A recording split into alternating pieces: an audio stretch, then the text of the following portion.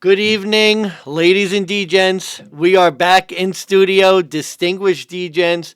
Week 6, full slate of picks. I'm one half of the distinguished DeGents, Jason Money Mansmann. Joining me, thank you, sir. Joining me, as always, the second half of the distinguished DeGents, Big Bucks Beta. Big Bucks, are you alive? No, this is the start of the bender. No, I'm kidding, folks. As much of a degen as I want to be after that pitiful fucking Thursday night game, I just want to say one thing. I told you this is the type of shit Kansas City does. But Denver, I will admit, had no fucking reason to get the cover. But honestly, that was the kind of game I expected come halftime, and I wish I took Denver plus 17.5 live bet. Yeah. Could have got the profit bonus on it too, but that's okay. I was gonna say, didn't we handicap 10.5? I don't think. Well, no. The big bucks play would have been to take Kansas City minus 17.5, but no. I literally had a feeling Broncos plus 17.5 minus 110 live bet. I just had a feeling, and I should have done it, but you know me, I don't bet my games when I don't have to. So, no, fucking unbelievable. Literally, our defense steps up. Patrick Mahomes, just most mediocre game of his life. And Russell Wilson, once again, just reverts to 2022 Russell Wilson. I'm hiding. Look, I'm hiding. No, I should be. As you can tell, my Broncos colors have been hidden just because they're hidden away because Russell Wilson should be, taken to the backyard. And may I suggest we get, a cone for, shaming? The cone of shame. Yes, the cone of shame. We need our own version of that somehow. We have the Blaze, the cone of shame. Well, we could get the shittiest beer box and make a cone. Yeah. By the way, it didn't fucking help either that I had to see Taylor Swift and Brittany Mahomes fucking hugging and celebrating like a bullshit catch. Not even a touchdown. Fucking unbelievable. But no, I mean we knew Kansas City was gonna win. I even said that. It was just. Are the Swifties gonna ruin football? No, they can't. They can't. They're going to ruin Chiefs games. They'll ruin the Chiefs, and that's fine. I could live with that. But there's too many for NFL that I can't. Wait till they start playing Taylor Swift songs during, the break. If they replace Carrie Underwood for Sunday Night Football theme song, then it's over. But until then, she can hide in the corner with Brittany. They can go fangirl and fuck themselves. Rock the clam oysters. I don't care. Just fuck the Chiefs. I'm so pissed. It's unbelievable. And I will say that they're burning it down. Sean Payton's had enough. It's been 6 games. He's letting the veterans go, and he's giving them at least Frank Clark was nice enough to drop his money to be able to be released. That was nice. Russell Wilson, will he drop his money? That's what you need. No, we have to trade him to someone desperate. And I just don't think there's anyone out there right now that's desperate enough yet. I would need to see the Bryce Young snap his knee. I don't know. I see Russell Wilson being a Houston Roughneck in the future. DC defender. Oh god, no! The DC defenders wouldn't sign them. They're too good for it. Yeah, no, they would be Orlando Guardians maybe. Yeah, maybe. Well, they signed was it USFL? So he may be a USFL quarterback soon. We'll see. Maybe. On a brighter note, producer John, how are you, my man? Yeah, sir. I am good. All things are good with the Harbor Discussions platform. I saw the Mosh Olympics was released. Yeah, that is kind of a new thing I decided to do because sometimes I don't film the entire set and stuff like that. So I decided if I go to a show and I get enough footage that isn't long enough to put out on its own, I put it together, and these motherfuckers go crazy at the Shamrock Inn, jumping off pool tables and shit like that. Shout out Shamrock Inn. Yeah, shout out all my York Road, right? the Baltimore Mosh crew. What's that? York Road, right? Harford Road. Harford Road, that's right. Definitely the place to go. Take your children there for nice local music. Do not do that. We have liability concerns here. That was our legal department, guys. If you couldn't tell, but that's okay. Yesterday, I released the Baltimore Mosh Olympics Volume 2, as well as my interview and a live set with the Baltimore punk band Luxury Teeth, one of the latest sticker additions to the table, I believe, over by Jason somewhere. Right under on his laptop. Yep. Okay. Yeah. There it is. There you There go. we go. Very nice. Yeah, so that would be the most recent interview. I still doing that. So if you're into local hardcore punk interviews and live sets, if you like watching people slam into each other and Oh, hell yeah. do crazy shit, go check it out. Congrats on 100 subscribers, by the way. Oh yeah, I've hit over 100 subscribers. We're hooping year 2. There we go. over 500 on Instagram now. We're Let's go. reaching 550 mark.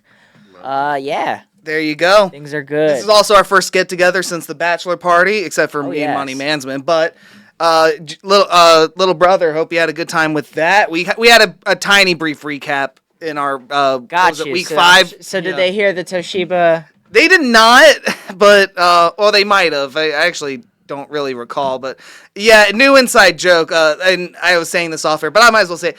I texted Money Mansmann at halftime, and I literally said, "I'm about to go break the fucking Toshiba again." Keyword being again, because the last Thursday night game with the Lions and Packers did not go my way. Was not the reason I actually broke the TV. It was a total klutz accident on my part, but Yeah, there might have been a few shots of tequila that had something to there was definitely a few. But yeah, no. So good news, no TVs were broken in the Thursday night game. We'll see about Sunday though. We actually got an extra game this week. We have another London game for fuck's sake. So Money Mansmann. Before we get this started, any overall thoughts with the week 6 slate? I know we talked about something on week 5. I gave an early smash option out for the people as well if you did catch the recap episode, folks. But Money Mansmann, overall thoughts. Backup quarterback week, couple games, backup quarterback's going to be interesting to see what happens. Interesting numbers too. Yes, sir. Yeah, this was probably my hardest week I've actually had to handicap. Not necessarily even because of the extra game, but there's just like so many weird spots. I think there's like 3 divisional games. I count 7 non-conference matchups this week. Your favorite. One of my favorites to handicap. And then like a couple other there's 4 divisional. Just another couple weird matchups too that, makes it hard to handicap one way or the other. But and then the London game, which is always like a crapshoot from time to time. And speaking of, I think I'm ready to jump into it. Let's get going. All right, so starting off, our hometown Baltimore Ravens, also going to London, 4-point favorites, minus 205 on the money line, over under 41.5. They're going up against Mike Vrabel as a home dog technically, because it is a neutral site. London, 4-point home dog plus 172 on the line. Money Mansmann, do you want to kick this off or do you want me to start? Guess I could start this time. Okay. Because this is one I actually like. The numbers are sort of mixed because you look at it, the sort of play that jumps out to you is Mike Vrabel as an underdog after a loss. They're very good. Tennessee 4 straight covers as an underdog after a loss, but the Ravens are very good after a loss too. They actually have 9 straight covers as a favorite after a loss. To me, I look at it, you know me, I always love to bet teams after they have tough losses. We said it, I think you said it in the recap video. Baltimore Ravens should have won that game. Yeah. They should have covered too. Like, let's be honest, it's a Baltimore-Pittsburgh game. That's what happens. They should have won last week. I think they get the job done in London against a Titan team that no good. And then last stat here, you look at it, Tannehill has struggled against pressure all year. You look at the Cleveland game, you look at a couple of the other losses they've had. He's been terrible against pressure. Ravens defense, second in the league in sacks. So I could see Tannehill struggling in this one. At this point, I'm 1-4 ATS on Titans games. So listen to Money Mansmann out there, folks. Don't listen to me. You're going with the Titans again? It's so unbettable to me, and honestly, fade this opinion. I'm picking a side and sticking to it. That's the handicap. This is neutral site. You're throwing me Lamar Jackson minus 4.5 when he has struggled all fucking year. He should have been able to win that last game hand over fist, and he fucking didn't. He burned me last week.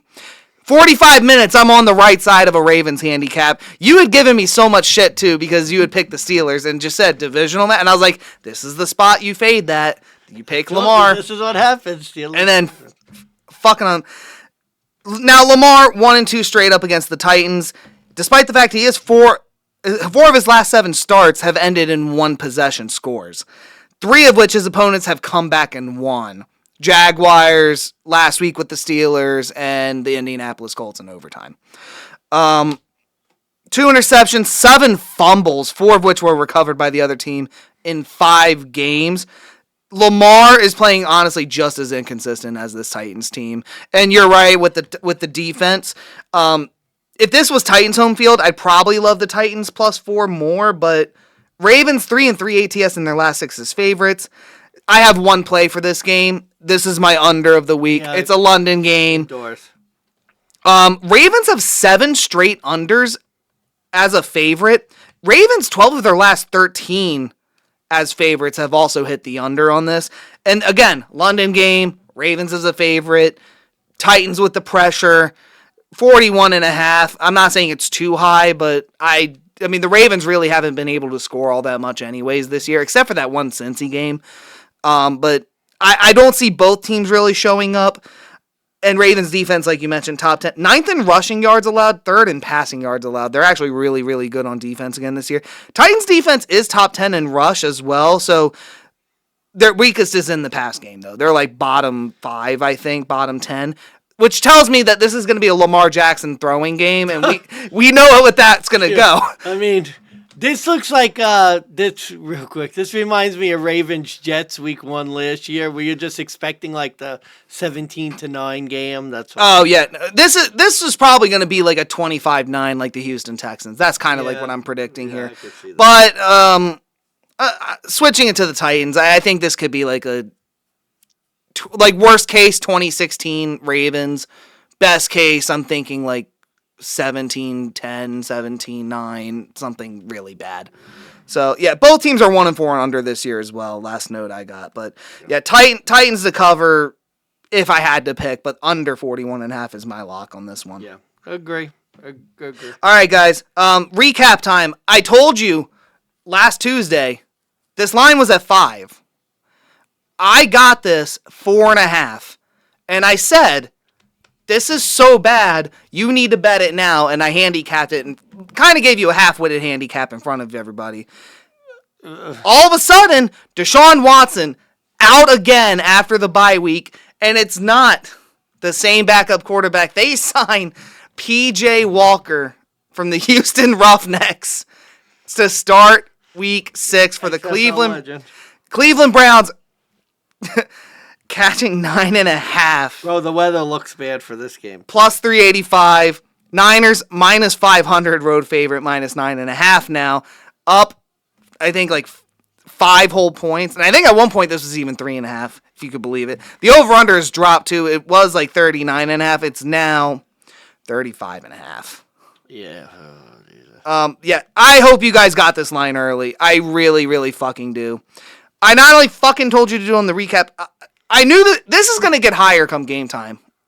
Like, I swear, I think 90% of the tickets, 90% of the money is on the Niners. It's only going to get worse from here, guys. Yeah, you basically gave your handicap already. This is my... I do have more, but I'll let you. Yeah, just real quick. This is my donkey decision of the week. Not that I'm going with Cleveland. No, I'm not crazy. I looked at the game, and it just looked so trappy earlier in the week. I saw the number. I was handicapping the game. And I was like, I don't know, man. This is like the Niners. They're playing a out-of-conference road game at 1 o'clock. Okay, I've heard this. So trappy. And then... The theme was, this is where you fade Brock Purdy. And because they were... Literally all I've heard was Brock Purdy is not that good. Brock Purdy is probably just as good as Deshaun Watson. Non-conference road spot where they don't need to win. This is the spot they lose. Cleveland defense is good. Cleveland defense is good. Unless I'm missing something, though, like, it was a bad number to start. Deshaun Watson is not worth 5 points. That is absurd to me. I don't fucking get it. Like, hang on, producer John, we do have new... Gentlemen, this There you go. It was a Chewbacca line to begin with. It's kind of sort of moved to the mean. You're telling 9.5. The Niners could win 17-0. Like we're forgetting the Niners don't have a defense like they do. Probably one of the best ones in the league as well. PJ Walker being upgraded quarterback, like. If you thought and again, I can only remember the initials, but I literally forgot the initials now. But he's probably like a middle point between Deshaun and the last guy. I would not bet this, and this is true, because I would not bet this over 7. Like I wouldn't bet this at 9.5, folks. So like I said, I hope you smashed it when you could, because I did. I got it at 4.5, and I'm a lot more comfortable there than I would be at 9.5. Or you could play an alternate spread and get it at 4.5 at like -280. Well, at this point, you would try to middle it. I mean, if you did hit it early, at this point, all you can do is middle and pray this just keeps going up. I can't put money on Cleveland. I don't think you should. They could lose 20. By the way, you know they're really bad off the bye. Yeah, you said 4-6 straight up, 1-8-1 ATS in the last 10 years. Yep. With Kevin Stefanski, 0-2. Browns 4-4 straight up in ATS in their last 8 against the NFC. Watson 0-1 against the NFC at home. Brock Purdy's still undefeated in the regular season, folks. That's crazy. Still undefeated. This is a guaranteed under game. 3-0 ATS. Sorry, 3-0 against the AFC, 2-1 ATS. He didn't cover a 10-point spread against Vegas. He still won by 3. Yeah, 4.5. It was 5.5. Now we're 9.5. I mean, I didn't. What I don't get is how is Deshaun Watson worth like 5 points? Who has he beaten? What has he done for this organization? But the difference was the assumption is the offense is going to do just enough to sort of like keep the game. Wait. So because they beat the Bengals week 1 in a rain game with an injured Joe Burrow, the Titans with Tannehill, when they get pressure, I mean, what? They did win. What? Like I never got it to begin with. I still don't get it. Should have beaten Pittsburgh, although that seems like every game Pittsburgh's okay, and this is my point. Pittsburgh's defense beat the Cleveland Browns. Well, Niners defense Deshaun Watson beat the Cleveland Browns by dropping them. No. The Steelers defense beat the Browns. This Niners defense could beat the Browns if Brock Purdy has the worst game of his life. And you think Shanahan's going to let him do that? It really felt trappy to me. I don't see it. Trappy. And maybe I'm blind, but with Watson at quarterback, I had a weird feeling that Cleveland might win the game outright. I see, and I couldn't get on that train. And now, mind you, you know me. I've never liked the Deshaun Watson angle with Cleveland to begin with. I don't get it. I just couldn't get behind the San Francisco play because it felt really trappy. But now with PJ Walker, no chance. I mean, and also, look, if you want to fade the Niners who just dropped 40 on the Cowboys, like, okay, but I mean, it's not like Cleveland. Not going to make a lot of money doing that. I didn't think so either. Yeah. I originally had this as an over 35.5, but the weather angle is actually making me change it. Be brutal, so yeah. So yeah, I am going to switch that to the under. But that, guys, like I said, I hope you hit that smash spot. All right, moving ahead, we're going to a dome game where weather doesn't matter. The Atlanta Falcons back at home, hosting the Washington Commanders. And I had a button just for Washington Redskins, go yourself. Fucking love that episode. All right, commies are they're catching 2.5, plus 110 money line. Falcons minus 130. Over under is 42.5. Washington slight edge on the bets and the money. 56%, 54% of the bets. 56% of the money. Money Manza. I'll give you a joke to start with this, and then I'll let you give your handicap. How many times have the Atlanta Falcons defeated the Washington football team? I have no idea. 0. Oh, Jesus Christ. How many times have the Falcons beat the Commanders? 0. 2 games. Okay. How many times did they beat the Redskins? 10. 10? Oh. Okay. Oh. Yeah, got you there. We're going to get to one of those later. Yeah, definitely. But yeah, no. Actually, since the name change, Falcons have not beaten Washington. So 2 games though. So you go. small sample size. Like Broncos and the Vegas Raiders. And I'll end it with this. We said in the recap, or I said in the recap, this Falcons team, you just kind of have to bet them at home money line to win. They just keep doing it with Desmond Ridder. It doesn't make sense, but it's just one of those things. Ladies and gentlemen, this is Chewbacca. I don't get it, man. But Yeah, this is kind of a pass game for me, but I lean Washington. okay, The reason why 2.5. How yeah. many fucking times the Falcons have won by like 1 point? I mean, doesn't this look like a game where Washington's going to be like up by a point? Riverboat Ron will be up like 17. Oh, God, I don't even want to say 7. It'll be like 16-14. He'll be down 13-14. He'll kick a field goal to go up 2. And then Atlanta will kick another field God, goal. it just feels like that, right? I mean, it's Atlanta actually hasn't covered as favorites 5 straight against the NFC East, and I tend to like to bet teams. Wait, say that again? 5 straight failed covers as favorites against the NFC East. Okay. So, but that's neither here nor there. I just like to generally look for teams that get like embarrassed the week before. Like Washington is literally, you have hit your fucking rock bottom. You got embarrassed Thursday by the Chicago Bears. Like, I tend to look for those teams to sort of bounce back and show. Does the Dick Butkus passing away I mean, a little have bit. anything to do with it? No, but I'm saying, like, I could see, regardless of the reason, I could see Washington giving their full effort because, again, you've hit your rock bottom. But I don't like this game. This game to me would be a teaser game. Take Washington, take your. I actually did put this game in a Take teaser. your Washington 8.5 here. I actually did that, man, because honestly, I'm with you on this. I think Washington actually might pull this off. Even though the Falcons, you have to bet them to win at home. They've won 9 straight as a home favorite. Commanders aren't nothing to write home about, but the offense is probably going to be the Falcons' biggest test on defense.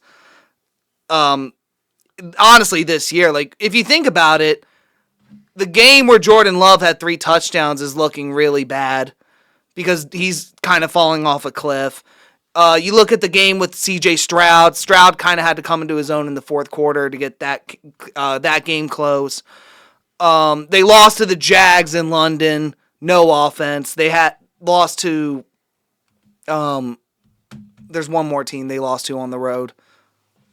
I'm trying. New Orleans, maybe. I could look it up Who, the later. Falcons?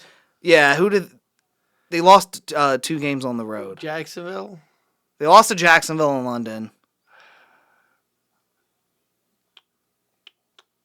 God, who was it? Damn it! This is why we have the technology, folks. I know I bet against them because I probably bet on them. I don't think I've won. Oh, the Lions. They went to Detroit. Oh yeah. Yeah, 20-6. And Jared Goff up and down games, but that offense seems pretty good. Everybody touts the Atlanta Falcons defense.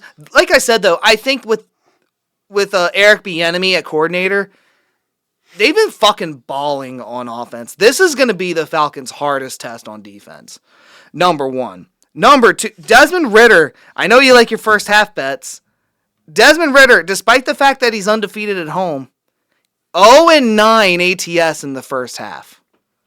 See, I can't get behind that. It's only half a point, unfortunately. I cannot get behind that in a game like this. Riverboat Ron's actually really good against the NFC South as well. 5-2 ATS in his last 7. Undefeated in 2 road spots, including a win in Atlanta in 2021 as the coach of the Commanders. Commies 4-2 ATS as road dog since last season.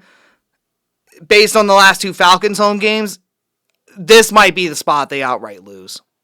I can't bet it. The Falcons minus 130 is too good of a value, but if I had to pick the spread, 2.5 Commanders. No. Strict Falcons money line play. Teaser 8-2. As I explained it, under for me because I'm looking at a lot of running and an Atlanta Falcons game where again I'm looking at the over here because we'll see. I think it's going to be close. but I could see especially after the Commanders looked really bad against the Bears. I think Eric Bieniemy could put something up and get the ball moving better. Bears woke up for that game. They had so much shit talked on. The Falcons have been scathing by, barely winning. I'm not saying this will be blowout, but I could see 3 touchdowns from Sam Howell. God, I should, if I was really frisky, I'd do a correct score bet. 1917 Falcons. I couldn't fault you. Or an end 1917 Washington. I just have a feeling. God, just You can't keep getting away with it. the Falcons, they literally just keep winning with Desmond Ridder at home. Desmond Ridder undefeated at home. Yeah, in college. It has to end at some point, guys. That's this might be it, but I don't know. All right, moving on. Carolina Panthers 14-point road dogs plus 700 against the Miami Dolphins. Laying 14 minus 1,100. Over-unders 47.5. I don't have a handicap for this game because I can repeat the numbers if you want, but I mean, what are we really You're gonna take the Panthers? No. Especially when Miami, obviously they're good on offense just in general, but the way they run the ball now, no Achane, that could be,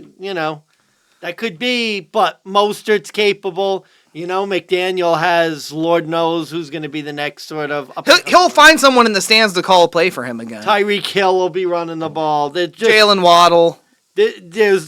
I tried to get to the dog here. I just couldn't. I think Miami rolls. They didn't even play well against the Giants and still covered the numbers. Panthers... Bryce Young might be he might be a bust. I'm starting to think about I could have been really dead wrong on him. Hard to say year one, but normally a lot of year one quarterbacks look good just because they're sort of out there doing whatever, and the league hasn't caught up to them yet, but they're strong. I think it comes down to coaching, and I just don't think Frank Reich's the guy to teach a guy like Bryce Young. And I said that in the recap. I still believe it, but I think Bryce Young needs to grow a few inches. I can't fault that, but I just don't see the angle where this Panthers team is going to go into Miami with that offense. No. They scored 24 last week, but that was a lot of garbage time. It was just a lot of useless points. Yeah. I don't see it that. And that's why this was my last game because I already knew where I was going with it. I think you got to go the over here because it's Miami's defense. They'll give up a couple points. Well, if you saw what they did to fucking Denver, unfortunately. They'll give up a couple points, but yeah, they could put up 55. They'll put this up on their own. They'll put up 60 if they want to. And Carolina's defense, I know they looked good at first, but... At home, too. You could even say this is going to be a letdown, except Miami's at home. They're good at home. We know how this ends. Yeah, minus 14. I hope you guys did get it at the 14.5, the 13.5, but God, yeah, damn it, it's literally just going up and up and up. It's unbelievable. Yeah, this Miami money line, that's one you find a stupid underdog and you parlay the two and just chuck it into the air. Sadly, I don't have Miami and Survivor anymore because I had them last weekend. Maybe you could play this next team on Survivor. Minnesota Vikings laying 3 on the road, minus 154. Going to Chicago, coming off of a win, plus 130 on the money line for them. Over-under is 44 right now. And it looks like, according to FanDuel, Chicago getting 52% of the money, 51% of the bets, pretty much split down the middle. I've heard a couple sharps give out the argument for the Bears, and look, guys, you really want to, if you want to get cute and bet the Bears to win back-to-back, by all means, it's your money. Go do it. Just don't go harass the Bears players when they let you down. Don't go on their Instagrams and tell them to kill themselves and go be used car salesmen and use racial slurs. Just take your loss, walk away, be a man. And look, be a man. Good luck. And drink yourself like everyone. Do what I do. Do what we do. Get drunk at 10 a.m. No. No, I can't endorse the Chicago Bears here. And look, maybe Justin Fields is becoming an NFL quarterback before our very eyes, but he's played Denver, Washington, now the Vikings, who also have a fucking terrible defense. But, no, I don't fucking care. Give me the Vikes. Give me the Vikings here. Chicago's defense they suck too. They let the Broncos come back. I mean, Yeah. like, that's how bad they're. And Justin Jefferson being out, it sucks for Kirk Cousins, but it's not like he's devoid of help otherwise. Like, he has TJ Hawkinson. He has KJ Osborne, who he throws to a lot as well. He has Jordan Addison, who also has been balling out like a mother. And Alexander Madison has actually been looking a lot better lately. And they get the Bears coming off a win. This is what we like to call a double best bet for me. Vikings and the over. Oh, you got a double play. Yeah. This is like the overreaction game of the year. I won't add that much. Overreaction game of the year. The Vikings, you look at the teams they've lost to, you look at the Bears coming off a win, and it's like all of a sudden these teams are basically even. Well, I don't think they're saying they're even. It's a slight edge to the It's been less than a field goal. I actually got a bet at less than a field goal. It's good for you. But like, look at you, CLV King. Look at you. You got one. for once, yeah, my one CLV win of the year. But no, this is a complete overreaction game, and you're 100% right. Like, I was on the Bears last time. It was a great spot for them. Dick Butkus died before the game. Rest in peace.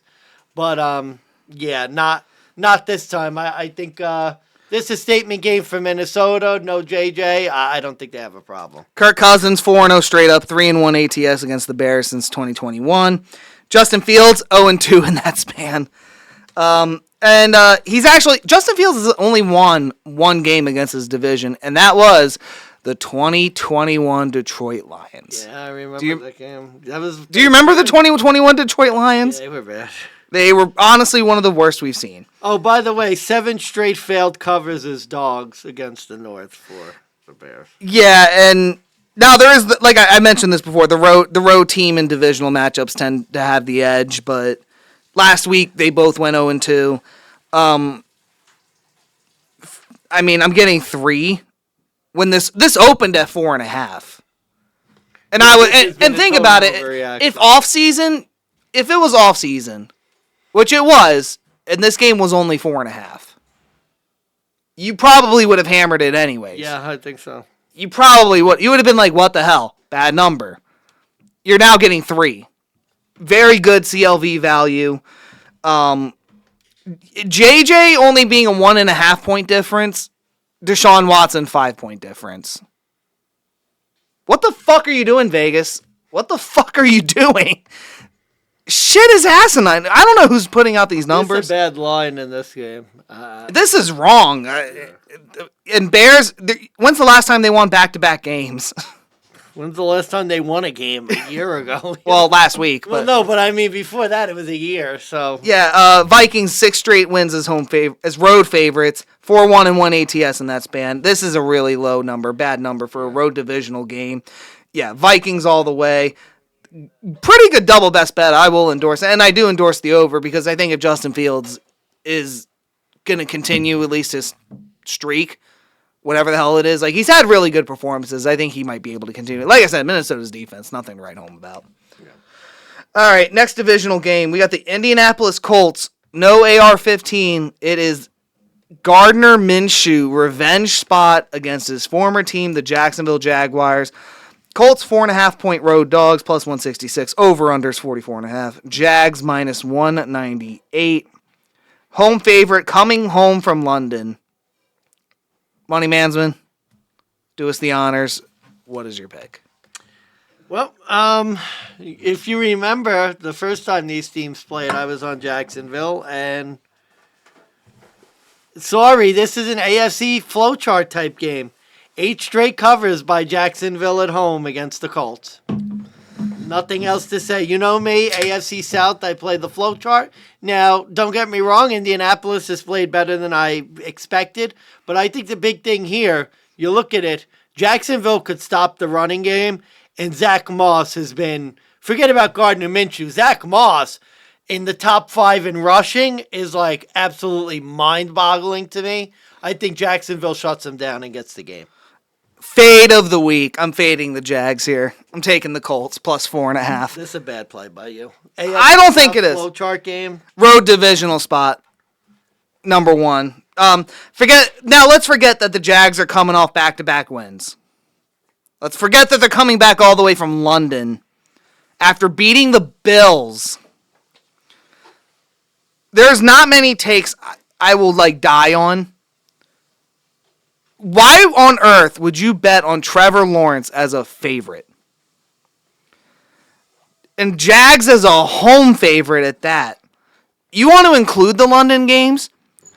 3-18 ATS for Trevor Lawrence. How many of those were against the Colts? 1. Including the London games, I think it's 1. 3-18 ATS is home favorite since 2018. Jags have 1 cover. It was London 2 weeks ago. The other 2, it was 2018 and 19. Actually, it wasn't even the Colts. It was the New York Jets with Sam Darnold. Oh, jeez. Trevor Lawrence, 0 covers as a true home favorite. And excluding London, he's won once as a home favorite outright. It was last year to Joshua Dobbs and the Titans, Thursday Night Football. How do I know this? I hedged my futures bet on that game and actually got 10 units out of it. It was their 4th and only other win straight up as a favorite. The only system play, like you mentioned, Jags 8 straight at home against the Colts.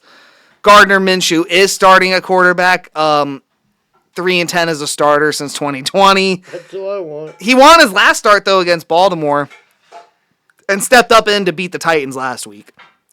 It's not impossible that this Colts team comes in and wins. Oh, well, okay, I'll give you that. Especially now that you're going to lean not just into Jonathan Taylor, but like you said, Zach Moss, who's just having a monster year for no good. Jonathan who? Yeah. Now, the Jags, they have a decent rush defense. Not so much in the air. They're 28th in the air.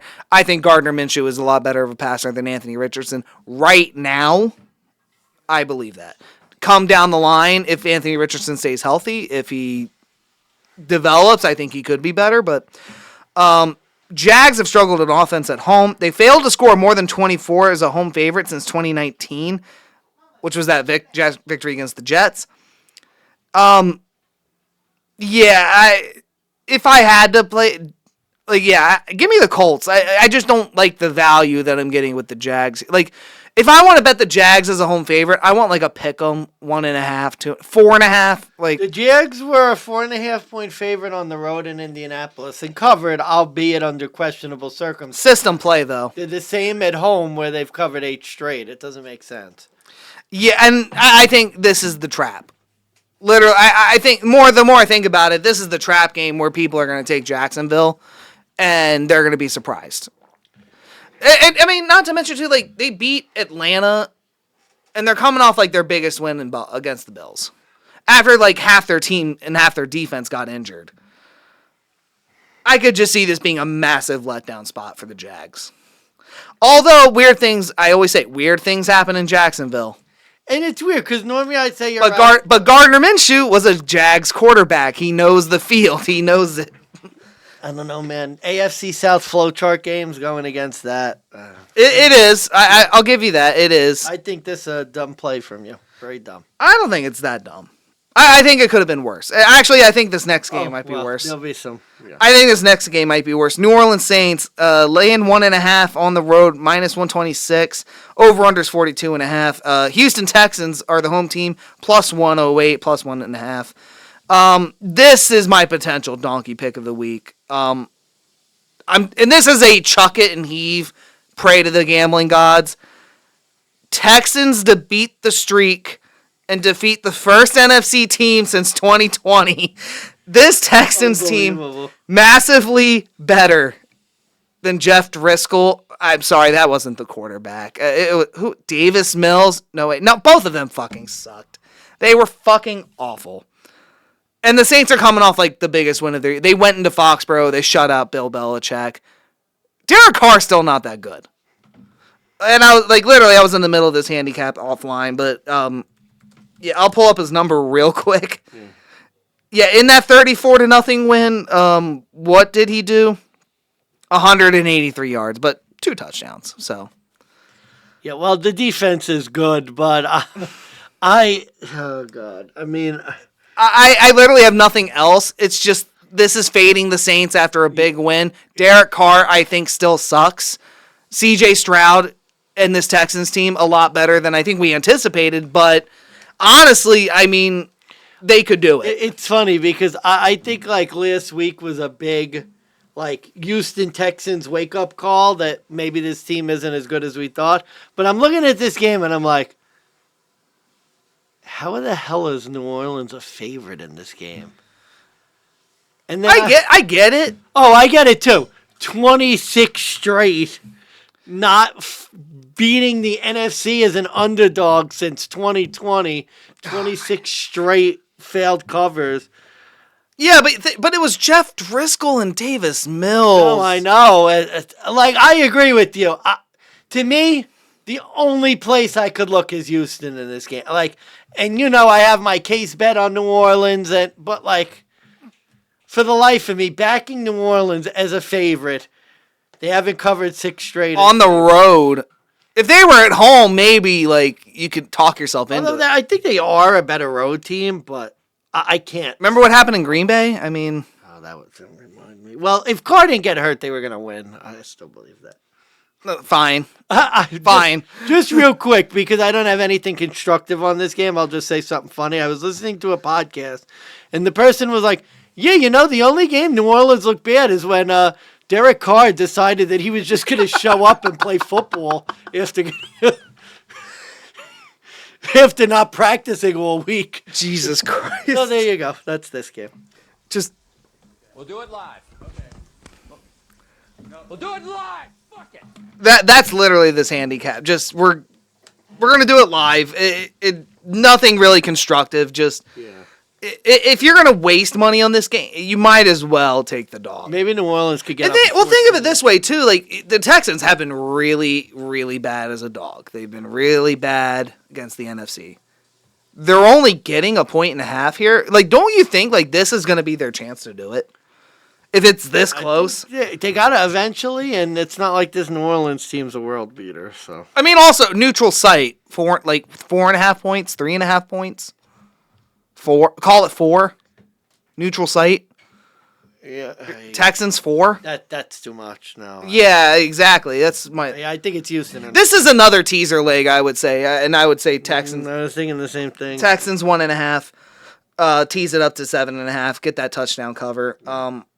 Yeah, like I said, potential donkey pick. This could bite me in the ass because if the Saints defense gets like 2 pick sixes, it's over. Like Texans, this could be a letdown spot too. Truth be told, but no, I'm risking it on a rookie quarterback against a top 5 defense. No big deal. No big deal. All right, we're going into the last 1:00 game. Surprisingly, the NFL split up the times this week around. Normally, it's like mostly 1:00 and like 3 bullshit 4:00 games. They have some decent 4:00. Yeah, I know. It's like it's almost split evenly. But anyways, Cincinnati Bengals coming off the win against the Arizona Cardinals, laying 2.5 minus 152. Over unders 45.5. Seahawks plus 128 on the money line. Plus 2.5 on FanDuel right now is plus 100.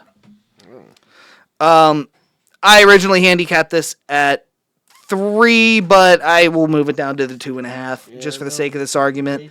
All right, this is the 4th of the non-conference games this week. Seattle is on the road, also coming off of the bye.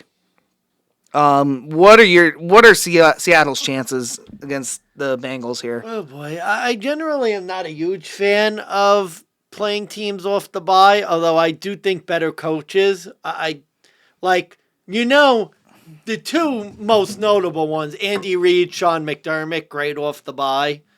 I don't know Pete Carroll's record, if he's any good or not. Generally, the better the coach, the better they are. How far back do you want to go? I don't know. Just, it doesn't have to go back to like the 90s. I'll go 2018. I'll pull it up and see. Yeah. So, yeah, I don't know. Oh, that's interesting. So, but just to interrupt, Yeah.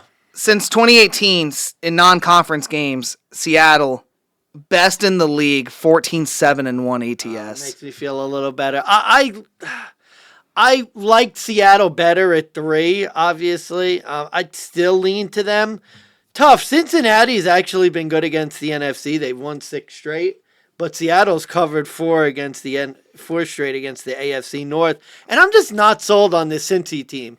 Yay. Your offense looked good against the Cardinals last week with no James Conner. And now, I'm not giving you brownie points for that. I think Seattle's the better team. Turn the volume up like a tad bit. To tell you the God's honest truth, I think Seattle's the better team. I'd go towards them, but God, under 3, I don't know. Seattle 2-3 ATS since 2018. I mean, off the bye. Yeah, off the bye. I'll go back to 2013 real quick because that's just the last year I can remember Pete Carroll being a head coach. This is another teaser play for me. Seattle 6-6 since for the last 12. It's not great. Yeah, I don't really like playing a lot of teams off the bye, but I can't fault you. I will say that stat I didn't know. Oh, That's right, folks. Big Buck Betas, dog of the week. Can't get behind this. No. This is it's one of the hardest plays on the card. The way the line movement has gone, it's very similar to what happened with Arizona, where you weren't sure about Joe Burrow. They looked good, or not they. The the Cardinals looked good. The line movement was close. You weren't sure about Joe Burrow. So it was one of those things where, whatever side you liked, it was a sure bet either way. But people who liked the Bengals and got it at 2.5, congratulations. This time you're getting Seattle off the bye and you're at home. I'm not shocked that the public is also all over this team. Currently, 72% of the bets are on Cincy, 77% of the money. We're fading the public. Let's go. Yeah, Burrow's injury is the most questionable thing on earth right now. Is this actually impacting his game or not? I'm assuming he's going to be playing through it, and he's going to be full strength. Yeah. Joe Burrow, like you mentioned, won 6 straight against the NFC, 5-0-1 ATS. Jason, can we consider those teams, though? 4 of them were the NFC South last season. Oh. Where Money Mansmann, please give out the stat. How was the NFC South last year? Their playoff representative was 7-10 or 8-9? 7-10. Yeah. They beat the LA Rams more recently and the Cardinals. And that Rams win is honestly the one that's up in the air for me on whether that was actually a good quality win or not. But that looked like a bad game. I think that was more Cincinnati's defense in a desperation spot. And they beat the Cardinals, like you said, with Connor getting hurt. In this millennia, Seattle's lost once in Cincy with Pete Carroll back in 2015. They most recently beat them in overtime in 2019 at home. And this is bad line movement. It was 4.5. Now it's 2.5. So take that for what you will. I'm taking Pete Carroll and the Seahawks on a non-conference road spot after the bye. Geno and Seattle 3-2 ATS in non-conference games. Like I gave the stat, 14-7 since 2018. Really, here's what it comes down to for me. I've seen what happens with Bengals defense when they go up against a good rush offense. They are the second worst team in the NFL right now in rush defense. They've given up 770 yards. They average 154 yards a game on the ground given up on defense. Cleveland and Tennessee, think about it. Cleveland, 27-3. Nick Chubb, 100-plus yards and a tutty. Tennessee, Derrick Henry, 100-plus yards and a tutty. Hell, Gus Edwards in that 27-24 game, he had 62 yards rushing and a touchdown. That was only on 10 carries. Pete Carroll, we know this. He loves to run the football. He loves to put the ball on the ground and get it moving. Except when it's 4th and 1 and it's the Super Bowl and you have Marshawn Lynch, but neither here nor there. bottom line, the Bengals have only won the games where their opponent's rush attack is either non-existent or they get injured. And this Seattle team, it's Pete Carroll with Kenneth Walker III. I mean, They could run the rock. they're going to run the rock. And even if Joe Burrow is 100% and that's your argument and they're at home and they're a home favorite, like, I hear it, that's fine, but this is a big weakness. I think out of all 32 NFL coaches, I want Pete Carroll to be the one to attack this. And I'm not proclaiming Joe Burrow back beating Arizona by 14. No offense. I can't, yeah. So, no, dog of the week. And last point, spoiler alert, not too many other dogs that I really liked on the card that I was this confident on. So, kind of a de facto dog of the week. Like, I had to pick one, but, yeah. And I wasn't as confident on the Colts money line because, again, they've lost. I'm going against the system play. It's bad enough as it is. This one I can get behind because I could see Seattle going up 14-0 early. Joe Burrow trying to play hero ball, making some costly choices and throwing a pick. I could see this getting bad real quick. Kind of like like the Cleveland game, like the Titans game. They go up early, they panic, they do nothing. And I gave out the stats before. Joe Burrow on offense was absolutely fucking dreadful for a while. And they beat Arizona. Yay, just whoop-de-fucking-do. Yeah, so that dog of the week. There you go, folks. All right, we are now jumping into the 4 o'clock games, Money Mansmann. Yeah, let's just we're chugging. We're doing a new thing where we're just churning right through. We're churning through. All right, the New England Patriots coming off the shutout at home. Now travel to Las Vegas up against the Raiders. Raiders are laying 2.5, minus 158.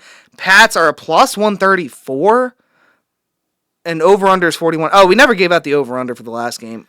Over. I like Over. I like points in that game. I do too, over. Or actually, no, wait, I had a reason for the under, but, oh, yeah, Joe Burrow, if they get the rush, it's going to kill clock. They're not going to score. They're going to panic. So, under 45.5 for me. Oh, okay. If Seattle's going to win and cover, I'm not sold on Seattle's defense, but I think it's going to be high scoring. So, gotcha. Okay, so back to New England. Over-under is 41.5. Patriots are the road dog. This is a Bill Belichick versus a Bill Belichick assistant game. nope. This is also a Bill Belichick versus a former quarterback game. This is a Bill Belichick versus partial Raiders owner Tom Brady game. I'm just going to declare this the Bill Belichick Bowl because there are just so many Bill Belichick lines on this bullshit. Yeah, Jimmy G, Josh McDaniels, Tom Brady. Oh, Jacoby Myers, too. Yeah. Potential revenge spot after he literally gave the game away to the Raiders last year. Maybe he'll return the favor and give it away to the Pats. I know the Pats looked like fucking dog shit last week to Derek Carr, but can we really be honest? The Raiders got away on Monday night. Yeah, they should have won if Jordan Love was any fucking good at football. Yeah, Jordan Love 3 picks, but if you actually watch those picks, it literally was like a recreation of Madden 23. It was literally just batted ball, pick. Batted ball, pick. What about that last one when the guy was wide open and he underthrew it? Not so much, but Mac Jones, though, Oh, God. I'm not even bringing up his stats because that's how bad he's been. I'm not even like Mac Jones is an underdog. Yeah, not even gonna fucking bother. Pats are 2-4 straight up in their last 6 on the road. And normally Belichick against former assistants is the handicap. But since Tom Brady has left, Belichick is 4-6. He's beaten Cliff Kingsbury twice, who's no longer in the league. Mike Vrabel in 2021. And another coach who's no longer in the league, Brian Flores. He's in the league. He's Minnesota's defensive coordinator. You didn't even realize. Sorry. Oh, you're right. Shit. How the mighty have fallen. By the way, Brian Flores, who Belichick went 2-4 against in his career. Yeah, I miss those days. Yeah, Raiders 8-9 ATS after a win. New England 9-8 ATS after a loss. But Pats are only 2-5 ATS as road dogs. Raiders are 5-3 as home favorites since 2022 for both of those numbers. This should be the spot you fade the Raiders because of what happened on Monday night. I can't back the Patriots here. I can't back Belichick when they're literally talking about considering like blowing it up and rebuilding the whole team. They traded for J.C. Jackson. Why? Like, you got rid of him before, like, for a reason. Desperation, man. You gave up 3 touchdowns to Derek Carr. Again. Bro, how about the fact that you scored 0? You got shut out at home. Like, okay, so I'm taking the Raiders. Is Jimmy G just unable to game manage now all of a sudden? Like, that's where I'm at. Like, worst case scenario is Jimmy G gonna blow this. I don't see that happening. And I know he's with Josh McDaniels. By the way, McDaniels does have a really good record against Bill Belichick. I think he's like undefeated. That's funny. Oh my God. I think he's like 3. Okay, that's good. You're talking me out of playing New England because I think it's just personal. I just can't get behind this Raiders team. Like, I think they're like the most fraudulent team. I'm gonna say this, and this is not out of like a personal disrespect. Your father would be disappointed in you. Oh yeah, he would. He would. I cannot get behind this. No, honestly, he would not like this Raiders team either. He was one of those guys who liked the old like AFL Raiders when they were like slinging the ball around. He would hate this bullshit game manager crap. Let's be honest. The Raiders played one good team this year. The Bills beat them by 28 points. Like, so this Raiders team is not that good. After the Bills gave up the first touchdown too on top of that. Yeah, and then they scored like 35 unanswered. It's Mac Jones as an underdog though. I don't know. Like, to me, the Patriots, it's like they how do you back Mac Jones? Forget the underdog. Forget everything. Just tell me. Back Mac Jones. Here's my handicap to support the Patriots. Look at the game against the Jets. That's what I'm looking for. The Raiders not being really any good, and the Patriots just sort of grinding it out. No.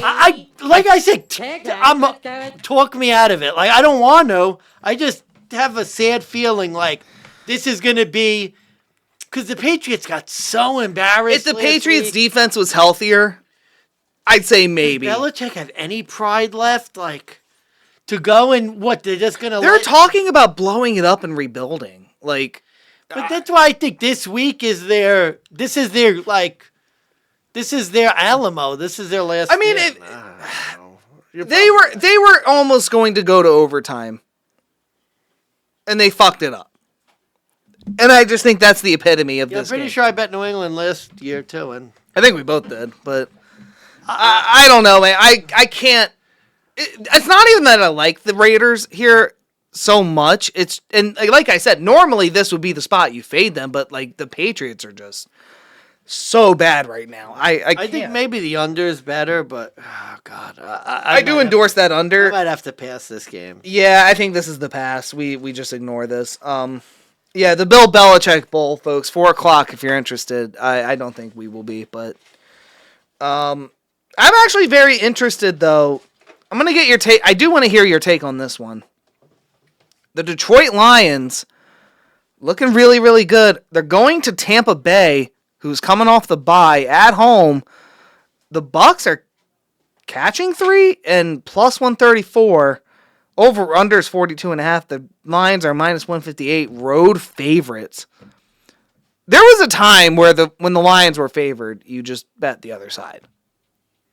There was a time. Yeah. Then Dan Campbell became the coach, and you basically and literally like just shoved lattes down his throat and espresso. Now the Lions are a professional team. Remember the fear about the trap spot last week? Yeah. Not so much. Yeah. Okay, so Money Mansmann. I normally would advocate this is a terrible spot for the Lions to lay 3 on the road against Tampa. Especially after an 18-point victory against a really bad Panthers team. Are you going to fade this spot, even though we thought it was the trap game last week? Or are you sticking with Dan Campbell and the Lions? No, I really like the Lions. I think the Lions are undervalued here. I don't think Tampa Bay is good at all. Got a lot of turnovers.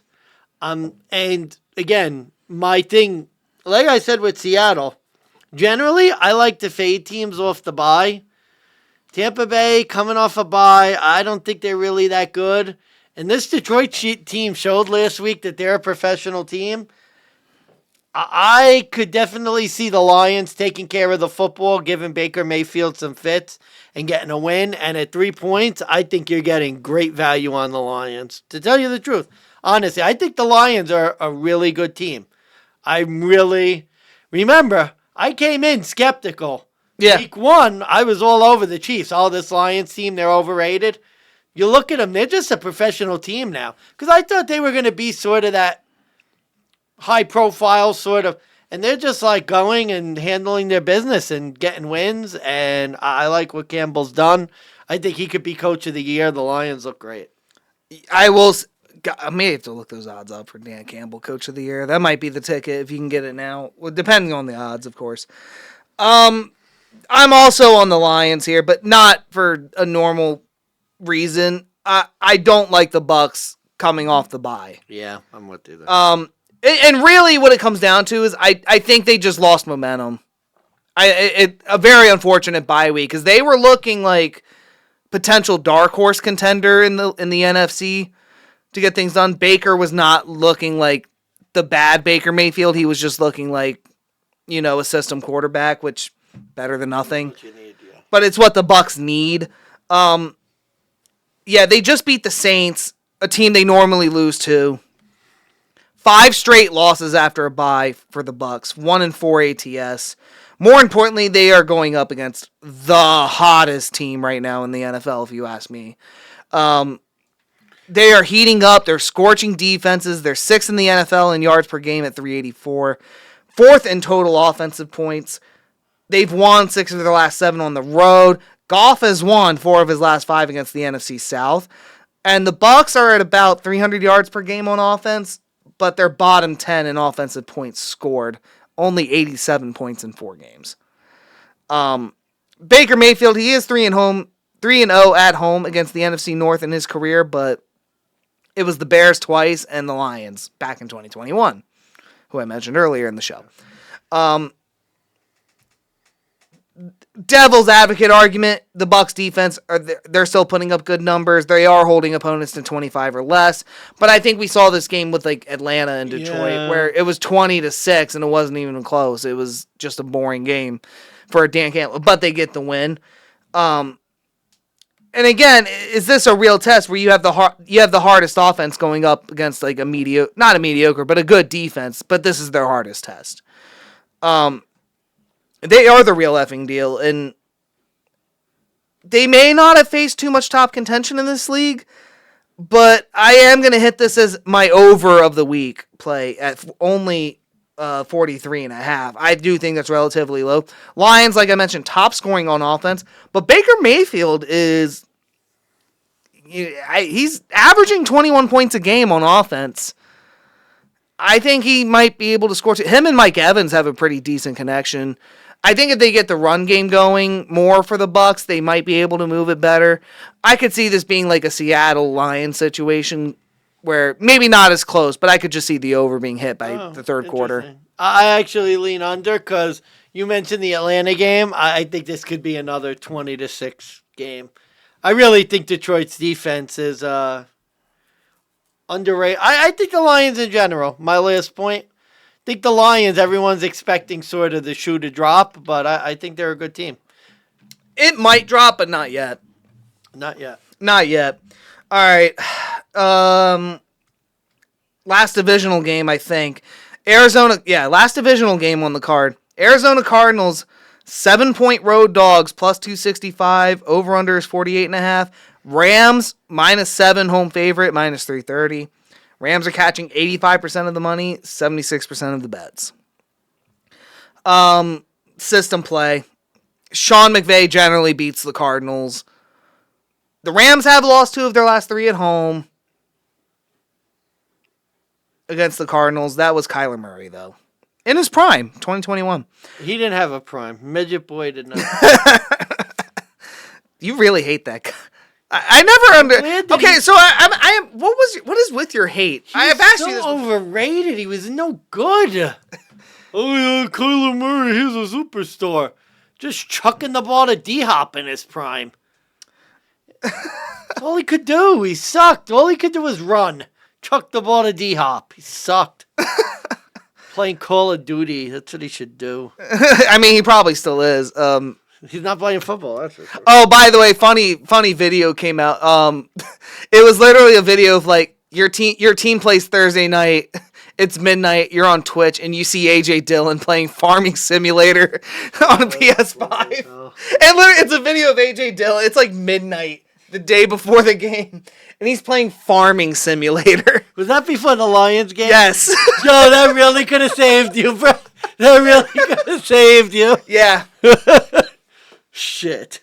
That shit. I saw that shit, and everybody was just like, it's the most relaxing game ever. I actually can't blame him. Wow. I was like, I would have been like, I bet the fucking Packers got embarrassed at my goddamn bachelor party, you fuck. I know.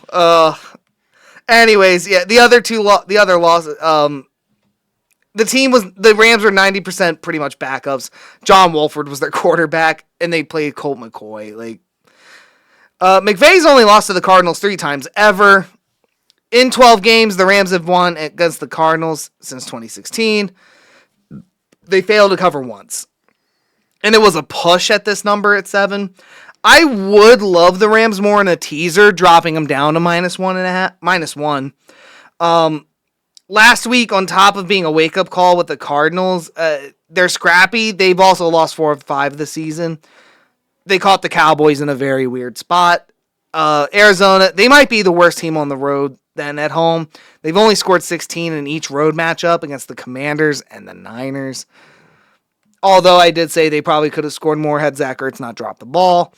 Yeah, it's a system play. I'm kind of down on this Cardinals team. The Rams played exactly like I thought they would against the Eagles. So I'm going to take the points. I think the Rams are going to win. If they're going to win, they're probably going to cover. So Rams 7. Yeah. But I love it more in the teaser, -1. I would slightly lean Arizona. I don't know, man. I don't have a good feel for this Rams team. I just, me with the NFC West, like, I don't know. The line seems a little high for me. You're right. I'd like the Rams lower. I would go Rams money line. The 7 seems like a lot, but very low confidence for me. I'd listen to you.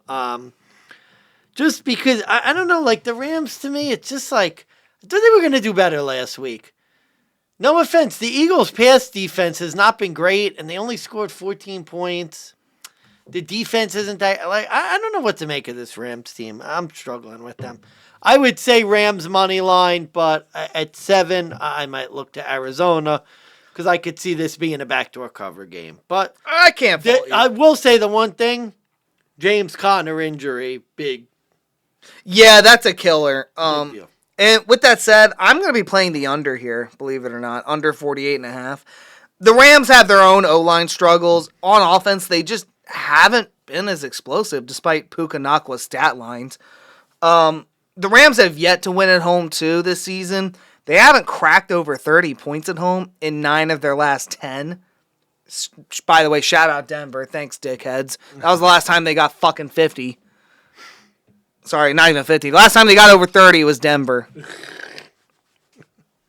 And it does go against the road divisional cover trend. I don't see Arizona being able to step up. They're going to be scrappy. They'll fight till the end, but it's Sean McVay. I could see this being a push. Truth be told, I see this being a push. If it was 7.5, I'd honestly argue maybe take the Cardinals. It could be. Yeah. I would, again, I don't know. I have a weird feeling of over. I could see like a turnover or 2 boosting the score, but I'm not. This is a very low confidence game for me. And well, you said it yourself. The Rams are underwhelming. I actually think you've talked me into the under. I had it at over, but I think this number's too high. I actually think you're right. I would go under. This number is way too high. I'm actually going to change it to under. You've talk me into the under. And you know what? I was looking for a third leg for a teaser for the over-unders, and I think I just found it. So Yeah, because I actually like your handicap more, and I think it matches with mine that it could be like a 23 or 24-20 type game. With look, I'll give out this teaser at the end, but I think you're gonna like it. Oh, jeez, okay. I think you're gonna like it. I like this next game. Oh yeah. Well, maybe we'll fuck around and do a court bet with this. All right, next game.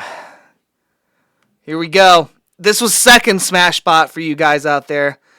I told you this line was wrong. I bet it Sunday night. Not because I was half drunk and pissed, but I saw the number and just saw it was wrong. Eagles, 6.5 point, road favorites, minus 320, over-unders 41. Jets, plus 260, at home, plus 6.5. This line opened at 5. I can't believe it's still 6.5. Though. I thought it would be higher by now. I saw a 7 for a little bit, but those sharps against the Eagles must have. They'll win one of these weeks, I guess. Maybe, but I mean, Not where are you at with this? Fade of the week is where I'm at with this. All of a sudden, the Jets win one game. They're back. Oh, you're fading the Jets. They're, Okay. they're back. They're great. Guys, they beat the Broncos. Like, no offense. They just won the Hackett Bowl. I mean, they literally went and won one for Hackett. You know how many times in history the Jets have beat the Eagles? Never. 12-0. Eagles against the Jets. 0. Oh, by the way, Eagles, 12 straight wins as road favorites too. And let me tell you, for this game, you think the Eagles aren't covering if they win? No, I don't see this being a close game at all. You know why, too? Eagles, number 1 against the run, which means congratulations, Zach Wilson. This game's on you, buddy. No offense. Oh, yeah. Hang on. I talked about this. They're fucking touting Nathaniel Hackett like he wasn't the problem in Denver. What the fuck did Zach Wilson do last week, Jason? Oh, yeah, 12 seconds left. Let's mosey onto the line. Watch that clock expire. 1 pick, no touchdowns. Oh, less yeah, than he 200 did nothing yards. for the whole game. And then that 2-minute drill was a disaster. Under 200 yards. No. Oh, by the way, first half bet of the week. Oh, that was against. Minus- Oh, by the way, that was against the league's worst defense. You're now getting the Eagles, bud. And you're not going to be able to run the ball. You're not going to get a 75-yard touchdown run against this defense. You're not even going to get in field goal range. Elijah Vera Let's took be out honest. of the year. Greg Zuerlein was the MVP of that game. I mean, 5 fucking field goals, like unbelievable. And Denver's defense is dreadful, I but don't think 5 field goals is going to do it no, this week. not against the Eagles. They'll do that in the first half. I don't have a button for this, but we're just gonna. Ladies and gentlemen, boys and girls of all ages, you are now entering into my favorite of the week. Oh, there we go. A lot of the reasons you gave. Best bet of the week. A lot of the reasons you already stated. Eagles are undefeated against the Jets. Jets just suck. They're coming off literally. They're like fuck their Super Bowl. They're literally like on cloud 9, and I cannot wait to see this team. I just don't understand why everyone like this line is just. You know, Zach Wilson is 1-7 against the NFC. Yeah. He's 0-4 against them at home. Yep. Eagles 15-12-2 ATS after a win. Robert Saleh after a win 4-8 Yeah. ATS. Forget winning, just ATS. I've never seen a team get so overrated after beating the worst team in football and losing in prime time. Jalen Hurts 7 straight wins against the AFC. Eagles have 8 straight regular season wins against the AFC. I do emphasize regular season. Yeah. 6-2 ATS.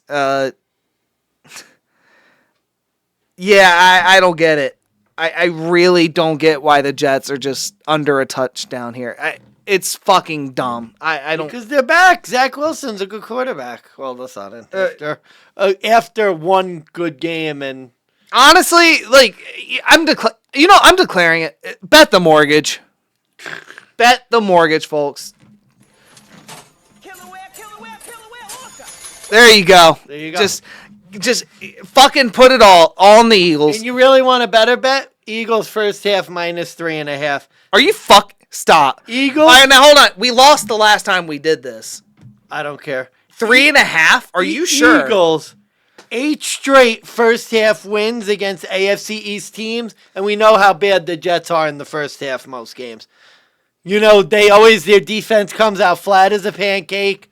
Zach Wilson can't play, and against this Eagles team, you remember what the Eagles did to Tampa first half on the road? I think they're going to do that on the road. I think they're going to get out to a big lead. Eagles first half. 3. Eagles first half. Was that on FanDuel or DraftKings or what book? I think it was FanDuel. Folks, if you like money, this is the spot you listen to. All right, here we go. First half. Yeah, I think it's 3.5 here. It's first drive. Come on.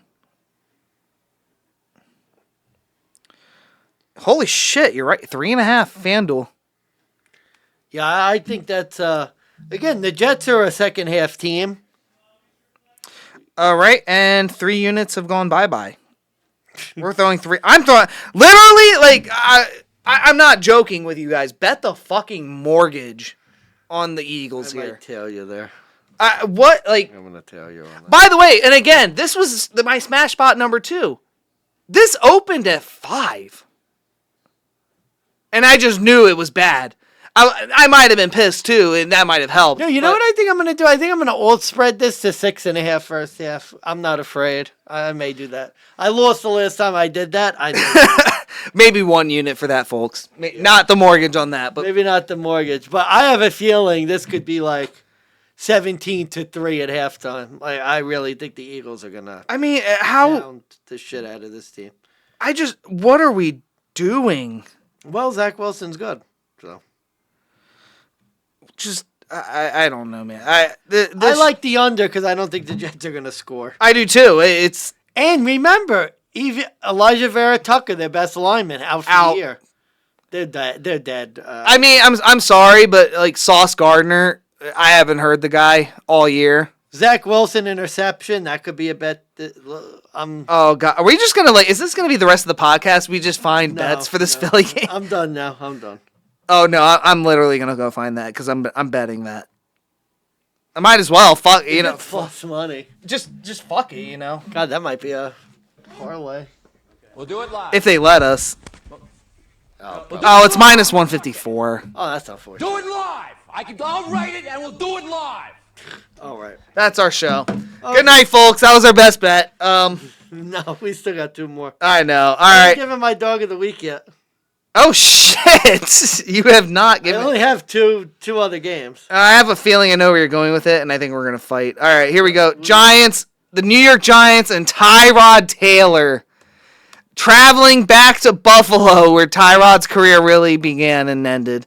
The Bills -1350 on the money line. The Giants are 8-1, 8 plus 810, over unders 43.5. And Mansmann, not that I think you care about the numbers, but 87 on the money for the Bills, 82 on the spread. I'm surprised it's not higher. What's the number now? 15, right? 15 and a half. 15 and a half.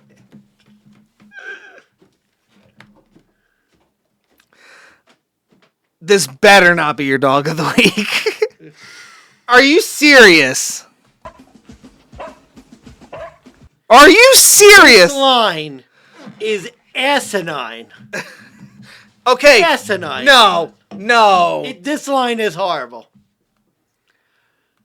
It's the Giants. Half the Bills' defense is out. How are the Bills a 15.5 point? Okay, it's the Giants. It's Tyrod Taylor. That's good. That's worse for the Bills. I wanted it to be Daniel Jones. The line go down to like 10, and for me to bet on the Bills. Instead, Tyrod's in, and the line goes up. Daniel Jones is garbage. Tyrod Taylor's gonna run. How bad is Daniel Jones that Tyrod's the backup? If that think about it. They had an out. Think about it. They had an out. They could have pulled a Geno. They didn't. They thought Daniel Jones was the guy. You're telling me that...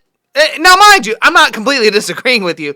Tyrod might be better than Daniel Jones. Oh, I think he is. I can't fault that logic, but also he's going to step in That's his old team. with that O-line. The Bills' front four are still going to be pretty good. Are they? Do we know who's playing? Von Miller should be. Yeah, he looked great last week. Wherever the hell he was. I mean, look, I'm sorry. Bills are at defense home. is decimated, though. And you have to cover 15. That O-line is not going to give Tyrod 3 seconds. He could run around. No, he can't. Miami sacked him. Miami's not that good on defense. Neither are the Bills right now. They have half a defense. Milano out for the year. Now, again, I think the Bills, with good coaching, can overcome this. Okay, one more thing. But not like one the more week thing. after. I know this is the typical Danny Dimes special. Danny Dimes primetime. That includes 31 other personnel on the New York Giants. You know that, right? Like, I'm not saying the Giants are going to win. It's 15. Bro, you could tease this to 21 and a half. So, folks, let's clarify real quick. My dog of the week is a money line dog. Mansmann's dog of the week is usually a spread play. All of his things are... Yeah, because of the line. Like, this line is ridiculous. We'll clarify that first, but... The Bills' defense is decimated, and you need to cover 15. Like, I could see this being a 13-point win for the Bills. If Saquon plays... 15 and If Saquon plays... Here's my problem. Even if Saquon plays... That guy is good, but he cannot be the whole offense good. He is not Derrick Henry level, I'm the whole offense good. He is not Lamar Jackson, I am what's left of the offense good. Josh Allen, YOLO balls? No, I don't even think he needs to do... not. He literally doesn't even need to do YOLO balls. I hope he doesn't. The Giants suck. They're not good. The Giants are dreadful. I was gonna play this game in Survivor. I don't know. I don't think I am anymore. I'm afraid. I have a bad feeling, folks. All right, look, I'll give you some credit to what you're saying. The Giants are 5-1 straight up in ATS since 2022 against AFC teams. Oh shit, that's bad. Even though they just lost to the Dolphins. Daniel Jones, 1 win in primetime was Sunday Night Football. Well, good thing he's not playing. Therefore, the Giants' last Sunday night win was against, their last primetime win. Road teams still do have the record advantage. 7-3 in the last 10 on Sunday Night Football. 4-1 straight up this season. 15.5 is a hell of a lot. And the Giants do tend to perform better on the road than they do at home. 59 points in 3 games on the road to fucking 6 at home. Come on, man. Like, I might put a half unit on the Giants to win it. God, I have a really bad feeling. I have a bad feeling this. Bro, we've seen no, because we've seen the spot too many times. You know better. You do this every time. I know the Bills do. The Bills lose one game. You know it's coming. Oh no. To be honest with you, I think the Bills are going to win comfortably.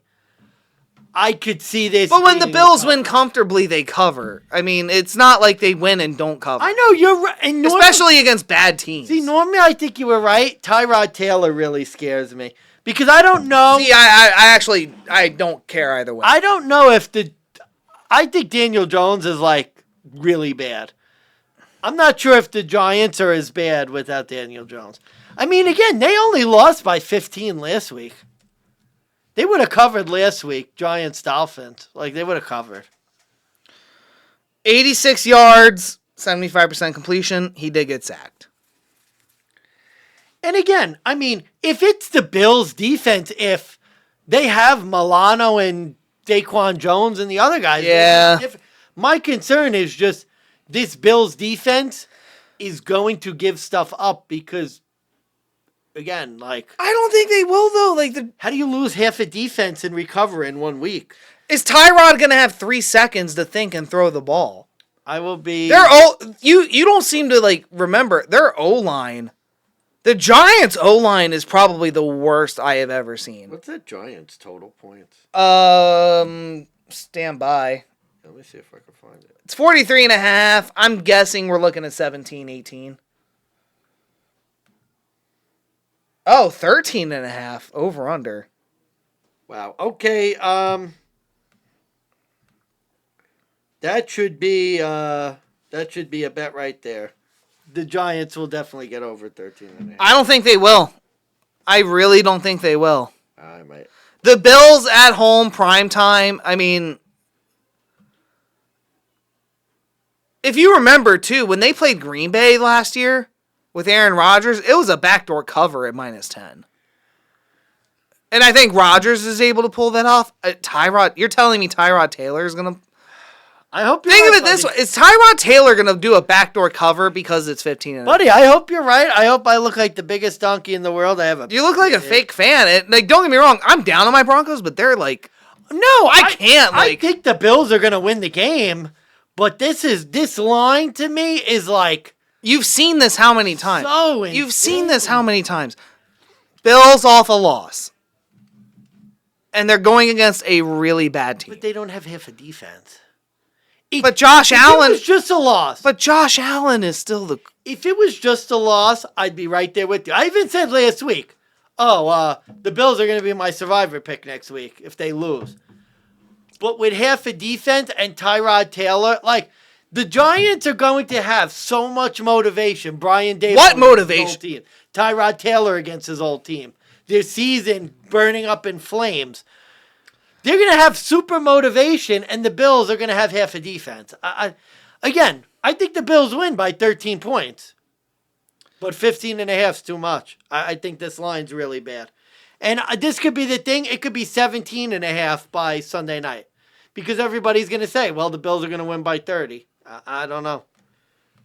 I have a bad feeling it's going to be like a 14, 13-point game. All right, last point. AFC 4-1 ATS at home in non-conference games. In the last 2 weeks. I hope you're right, man. I'd love to see the Bills just cruise. I think the Bills are going to win, though. I'm not a fake fan. Like, I think we're winning the game. I don't think the Giants could really. I think they'll play tough. I don't think they'll win. I think they're going to show something because Daboll and Tyrod Taylor, like, revenge spot. I think they'll play close. They'll put up a good performance against a Bills defense. It's going to take a couple weeks for them to, they got like an undrafted rookie playing linebacker. If Saquon plays, I'm probably leaning closer to your side. Because I just saw what Travis Etienne did to you guys. So, I Don't fucking remind me. Yeah, I'll end it with that. Under 45 is my play. Yeah. Under 45. Well, just know if I am right about this handicap, I will be fucking wrecked Sunday night. I will be getting juiced. And if we lose, oh my lord. Oh, we don't have it. That's a damn shame. We had a button for you guys for this. Well, that's okay. Last game. I don't have that much on this one, but I got a little bit. All right, Monday Night Football, Dallas Cowboys coming off the loss against the Niners, traveling to Los Angeles as a 2.5-point favorite. They are currently minus 132 on the money line. And, oh, come on. I literally fucking backspaced twice. The Chargers are the home dog. They're 2.5. The over-under is currently 50.5. I believe. oh, It's loading. Sorry. It's dropped to... Nope, still 50.5. Chargers are plus 120. Okay, we're good. Oh, you got it? Okay. Yep, we're good. Are you going to go first? Am I going first? I'll go first. This was originally going to be my dog of the week. Ooh. It was. Then I started handicapping it. I think this one's going to be close. And all year, I've basically faded the Chargers all but 1 week this year. And honestly, can't say I would look back and do anything differently. Like, I would keep those picks. I don't want to get neutered on this one, and I really do have.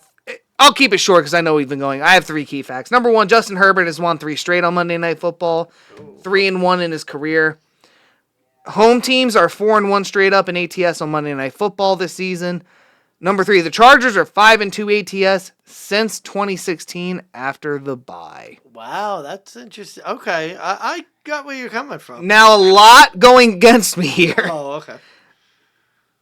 Dallas is 10-1 ATS after a loss since 2021. The Chargers are only 2-3 straight up at home against the NFC since 2021. And the Chargers are really bad as a home dog, 1-4 straight up since 2020. 3-2 ATS, though. My problem with Dallas is their inconsistency, and look, if you want to take Dallas, I get it. Cowboys are only 4-4 ATS and straight up as road favorites in their last 8. Oh, shit. Cowboys are undefeated on the road on Monday Night Football since 2016, and they're 6-2 ATS. Fuck it, give me the Cowboys on the bounce back. How about them Cowboys? I'm not betting on the Chargers and Brandon Staley. Fuck Brandon Staley, you fucking suck. You deserve to lose. Give me the Cowboys. Okay, so I'll give not the stats because you said them so eloquently. This is going to be a Dallas home game. Like, let's be honest, they're in LA. There's going to be like 1 million. And that's a good point. I didn't fans. think about that. Yeah, like it's going to be a Cowboys home game. They are good after a loss, like you said. I don't want to back the Chargers in general, and I think Dallas sort of, again. Every time you think I'm going to back the Chargers, I just want you to think I'm backing Brandon Staley to go for it on 4th down on his own 20. Keep that in the back of your head, just every time you think about it. I don't know. I think Dallas is still a pretty good team.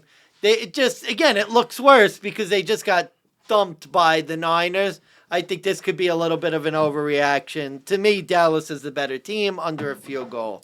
That's the direction I'm looking at, and I'm looking at the under. I'm looking at the over. Yeah, we haven't been in sync on that. Reason being, the Cowboys defense is a bit injured. Diggs is out for the year. I think that's going to be a killer. We saw that last week with the Niners. We know the Chargers can score on offense. I think Austin Eckler is due to come back this week. I can't remember if he even played last week. If he did, I didn't really see it. Well, he didn't play last week. But they still had a bye week. So. But they had Justin Herbert and Keenan Allen still on offense. I think that's pretty respectable. And the Cowboys offense too. Like, we know them to be electric, especially in primetime. They do have moments. See, I guess it makes sense though. I like Dallas. I like the under because my assumption is that they'll be able to, play within the sticks and sort of control the game. I guess you have to think, and I'm going to pull the Chargers numbers up, and I think part of my handicap was that the Chargers offense has scored a lot this year. Actually, yeah, 24, 28, 24 in 3 games. And I'm trying to find the first one here. Dolphins, 34. The Chargers offense isn't the issue. That's why this is a dead over game. Honestly, this was my other contention for over of the week. Truth be told, but I think I was thinking about I really was looking at the Chargers angle because it was an underdog and I don't have too many of them. But the more I looked at this is a Cowboys. I've been doing bad over on this, so that's okay. Yeah. All right. Yep, that's the last game we got, and Okay. yeah, and with that said, we'll do a quick recap, and then I think we could try to build a corp, but. I'll start with this. We were talking about over-under teasers, or at least I brought it up earlier because I was looking for a third leg. Let me ask you this. Rams, Cardinals. It's a 3-leg teaser, 6 points. Rams, Cardinals, 54.5 under. Ravens, Titans, under 47.5. Lions, Bucks, over 36.5. 3-leg teaser, plus 140. Oh, that's not horrible. Not horrible. Not horrible. Maybe we'll all spread it, throw in the money line teams too with it. Get some real good juice. Oh, juice, maybe. Keep it simple, but just enough delinquency. All I right. think we'd have to throw the Eagles in, right? Your favorite of the week, my fade of the week. Oh, yeah, we have to throw Throw the the... Eagles in. Okay, so... Let me keep I that. think you could either do first half or full game. I don't think it's going to matter. Full game. Full game? Okay. Full minus game. 6.5. Good. Full game, just in case there's like some weird backdoor situation. I would, and especially too with the 4 o'clock game, I would hate to lose it. Yeah, fair enough. All right, so I'm gonna work on the alt spreads. 48.5, so I need under 54.5. All right, and Money Mansmann, give out your other best plays while we're at Right, it. yeah. So my best bet actually is Minnesota. 2.5. I know it's 3 now. I got it 2.5, but I still like it at 3. I think overreaction. Philadelphia, same thing, overreaction. So I like them as, fade of the week against the Jets. My over/under play of the week was, oh yeah, my double best bet, the Minnesota-Chicago game over. You like that over? Chicago's always a deadbolt over. And dog of the week, I know you don't like it, but it's a pure line play. Giants 15.5, insane number. Yeah, I'm not having any parts of that. Fucking Giants. That you're gonna look like a total Probably. fucking dumbass on that one. I can't hope wait. So. See, either way, if the Bills win, I'll be happy. So either way. Well, that must be nice, Jason. I'm glad you get to do that in your life. Meanwhile, I have to watch fucking Russell Wilson do nothing on primetime Amazon. Bro, if the Bills lose, I'm gonna get wrecked. But okay, what do you got? Well, you know what? I have a bed. I have a bed in my house for you. Let me get this. Here we go. Because I'm trying to build this parlay at the same time. My best bet. Philadelphia Eagles minus 6.5. Over of the week, I like the over in the Detroit Tampa Bay game at over 43.5. I thought that was really relatively low. Baker is getting points on the board, and Detroit, really good touted offense, and a questionable defense as well on top of that. Dog of the week, Seattle Seahawks plus 128 on the money line, plus 2.5 spread. Fade of the week. I'm fading the Jags coming home from London. I'm taking the Colts plus 4.5 there. I know you don't like that. I'm fading the system play, folks. Fading the system play. But I'm taking the road team in a divisional matchup. So maybe I'm not fading the system. Under of the week, under 41.5, Ravens Titans. London game. No, Ravens is a favorite. Yeah, that I endorse. All right. All right. All right, DeGents, thanks for joining us here. We're going to build our court parlay. We'll put it out there at the Twitter at DeGents Podcast. Check us out on YouTube as well, and check us out currently on Spotify. We are just putting our pages up. We're putting our episodes up there now, so catch us on your favorite platforms. I'm Steve Big Bucks Beta. Money Mansmann, producer John. Harbor Discussions. Good night, DeGents. Make that motherfucking money. Amen.